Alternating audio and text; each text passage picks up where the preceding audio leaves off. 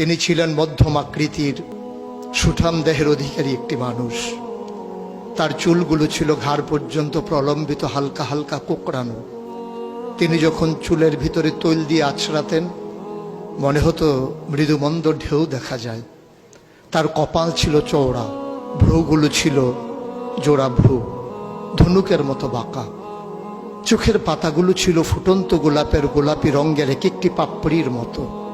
তিনি কখনো বা যখন চোখের পলক ফেলতেন মনে হতো মৃদুমন্দ বাতাসে গোলাপ পাপড়ি যেন দোল খাচ্ছে। তার চোখের সাদা অংশ ছিল রক্তিমাভ সাদা, কালো অংশ ছিল কৃষ্ণ কালো। তার নাকটা ছিল খাড়া, নাকের ছিদ্রগুলো ছিল ছোট ছোট।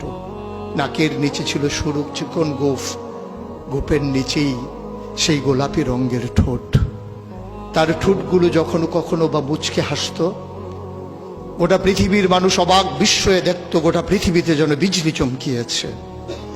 তিনি কখনো বা যখন এই রাস্তা দিয়ে হেঁটে যেতেন, 1 মাস পরেও কখনো যখন সাহাবা হাঁটতেন, তার গায়ের জান্নাতি গন্ধ তারা পেতেন।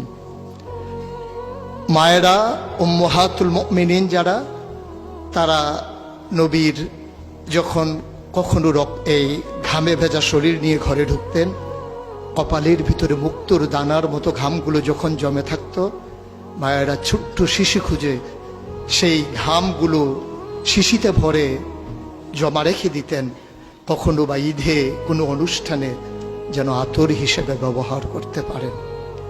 এই সুরত ধারণ করা কোনো মানুষের সাধ্যর বাইরে। কখনোই কোনো মানুষ এই সুরত ধারণ করতে পারবে না চেষ্টা করলেই। কিন্তু তার সিরত যেটা অনুকরণীয়, অনুপম আদর্শ, তিনি এসেছিলেন এই জন্যে ওয়ামা আরসালনাকা ইল্লা রাহমাতাল লিল আলামিন। তিনি ছিলেন রহমত গোটা ধরনীর জন্যে।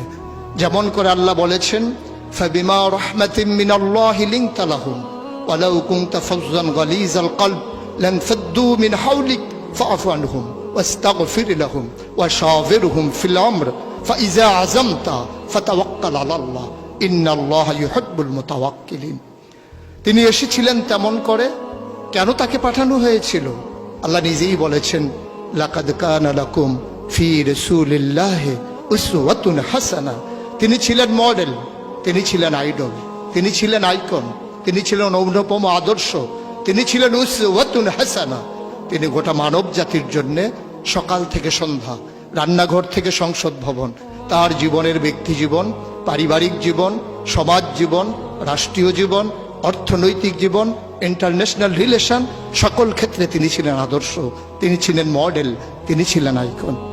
একবিংশ শতাব্দীর সূচনা লগ্নে দাঁড়িয়ে গোটা পৃথিবী যখন ঝঞ্ঝা বিক্ষুব্ধ, গোটা পৃথিবীর মানবতা যখন আজকে ভুলণ্ঠিত, আজকে শুধু মুসলিম নয়, গোটা মানুষ যখন আজকে অপর মানুষের ভোটের নিচে পৃষ্ঠ হচ্ছে তার জীবন, মানুষগুলো যখন আজকে রক্তে রঞ্জিত হচ্ছে তার গোটা দেহ, সেই ফিলিস্তিনের দুধু মরুভূমি আজকে যখন আমার কিশোর ভাইয়ের রক্তে রঞ্জিত, সেই ঝিলাম নদীর পানি আজকে যখন স্বচ্ছ স্ফটিকের মতো আর নেই, কাশ্মীরের ভাইয়ের রক্তে যখন রঞ্জিত, পার্শ্ববর্তী আরাকানের মুসলমানেরা আজকে উখিয়ার সেই টেকনাফের তাঁবুর নিচে তারা যখন মানবেতর জীবনযাপন করছে, আজকে বারবার মনে পড়ে সেই নবীজির কথা।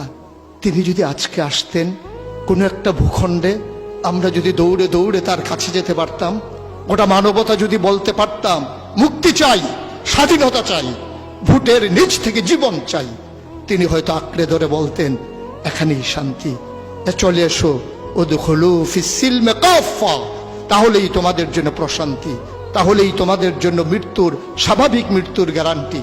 কখনোই আর ঝঞ্ঝা বিক্ষুব্ধ পৃথিবীতে তোমাদেরকে বুক পেতে দিতে হবে না বুলেটের সামনে।